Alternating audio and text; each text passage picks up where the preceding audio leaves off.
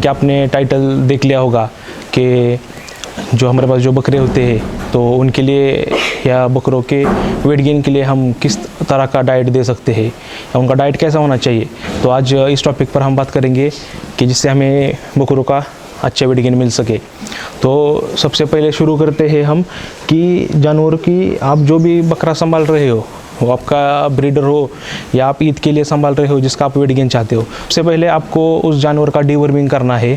तो डीवर्मिंग आप कौन कौन से ब्रांड के डमर से आप डीवर्मिंग कर सकते हो।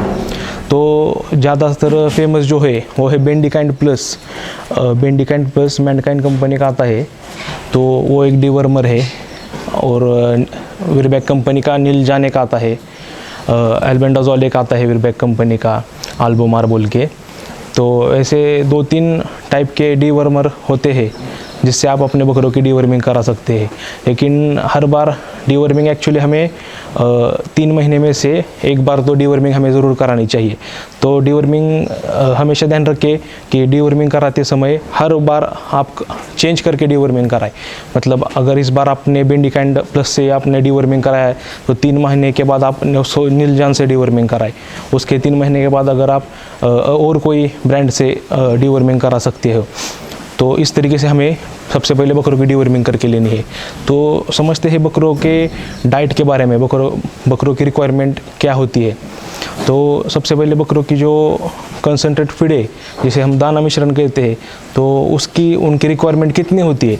तो अगर आपको समझ लीजिए उसका वेट 50 kg है, अगर आपको 50 kg वेट पे उसको मेंटेन रखना है या थोड़ा वेट गेन आपको बढ़ाना है, तो आपको उसको 500 ग्राम कोई भी कंसनट्रेट फीड देना ज़रूरी है।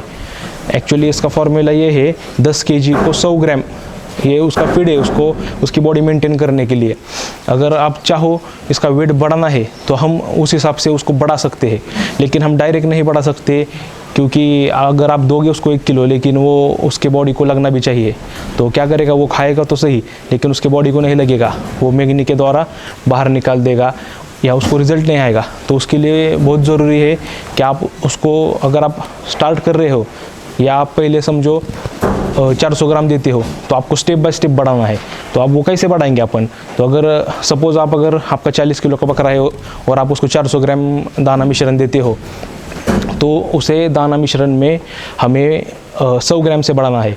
तो आप पे ना 8 दिन को, आप 8 दिन के गैप से आप 100 ग्राम उसको बढ़ा सकते हो और आपको अंदाज़े भी आ जाएगा कि वो डाइजेस्ट कर पा रहा है या नहीं। अगर कोई बकरा डाइजेस्ट करने में दिक्कत दे रहा हो तो आप उसको साथ में हिमालय 32 बोल के एक पाउडर आता है, वो आप उसे दे सकते हो। और बकरों का वेट गेन में बहुत बड़ा रोल है, जो मैंने आपको बताया डीवर्मिंग आप जब करते हैं तो उसके बाद भी डीवर्मिंग के 2 दिन गैप देने के बाद आपको लिवर टॉनिक देना बहुत ज़रूरी है। अलग अलग ब्रांड के मार्केट में लिवर टॉनिक आते हैं, जैसे हेपावेज है, ब्रूटॉन है, ल्यू 52 है हिमालय का। तो आप ऐसे अलग अलग यूज़ कर सकते हैं, लेकिन इसमें से मुझे अच्छा इसका रिज़ल्ट लगता है वो है हेपावेज, जिसका मैं यहाँ पे फोटो डाल दूँगा, आपको दिखाई दे रहा होगा। तो ये इस ब्रांड का, हेपावेज ब्रांड का आप लिवर टॉनिक यूज़ कर सकते हैं। बकरों को आपने अगर डीवर्मिंग करा दिया है तो 2 दिन गैप के बाद आपको ये देना बहुत ज़रूरी है। ये आप 8 दिन कम से कम कंटिन्यू दे, और उसके बाद अगर आपको वेट गेन ही लेना है तो आप उसके बाद उसको एक दिन गैप दे के पिला सकते हैं। अब उसका जो डोज है वो वेट के ऊपर है। अगर आपका 50 किलो का बकरा है तो आप 10 से 15 ml उसको डेली पिला सकते हैं। तो इस तरीके से आपको हेपावेज देना बहुत ज़रूरी है डीवर्मिंग के बाद। तो जैसा मैंने आपको दाना बताया कि आपको वो भी स्टेप बाय स्टेप इंक्रीज़ करना है।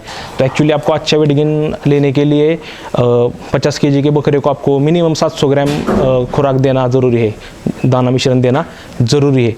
तो अब इसमें हम क्या क्या ले सकते हैं, हम इसके ऊपर थोड़ी बात करते हैं कि आप जब कंसनट्रेट फीड बढ़ा रहे हैं तो हम इसके अंदर क्या यूज़ कर सकते हैं। वो करना है आपको मक्का, जो मक्का होता है, मेज़ होता है, मक्का दाना, तो वो आपको अपने फीड के अंदर लेना बहुत ज़रूरी है। तो वो एक हो गया। और उसके बाद ये तो हो गया अपना कार्ब के लिए, यानी उसको एनर्जी का सोर्स के लिए आपने एक मक्का ले लिए। इसके साथ आपको गेहूँ लेना ज़रूरी है, जिसमें से उसको फाइबर मिलेगा। तो गेहूँ उसके साथ लेना ज़रूरी है। और प्रोटीन सोर्स के लिए मैं आपको बताता हूँ उसमें का जो आपके पास अवेलेबल है और सस्ता है वो आप ले सकते हैं। जैसे उसमें अपन चना कहते हैं, चना ले सकते हैं आप, या सोयाबीन ले सकते हैं, सोयाबीन DOC ले सकते हैं, शेंगदाने की पेंड आती है जिसका ऑयल निकालने के बाद जो बचती है आप वो ले सकते हैं। तो इसमें से आप कोई भी एक चीज़ या दो चीज़ आप ऐड कर सकते हैं एज अ प्रोटीन सोर्स। और ये तीनों मिला के हमें इसका बारीक भरडा करना है। जैसे उसे हम जैसे एक मक्का है तो एक मक्के के मैक्सिमम 4 पार्ट, एक मेज के दाने के मैक्सिमम 4 पार्ट होने चाहिए, तो और एक गेहूं के 3 पार्ट होने चाहिए। इस तरीके से हम उसको बारीक करना ज़रूरी है। अगर आप डायरेक्ट डाल दोगे पूरा तो वो उतना रिजल्ट नहीं आता है, उसको डाइजेस्ट नहीं होता है प्रॉपरली, तो इसलिए आप उसको थोड़ा बारीक करके दे दीजिए। ये सब मिक्स करके आपने बारीक किया ना, तो इसके साथ आपको डेली मिनरल मिक्सचर देना बहुत ज़रूरी है। मिनरल मिक्सचर आप अलग अलग ब्रांड के यूज़ कर सकते हैं, एग्रीमिल, फोर्टे, टोटावेटे, CRS है, आप जो चाहे आप यूज़ कर सकते हैं।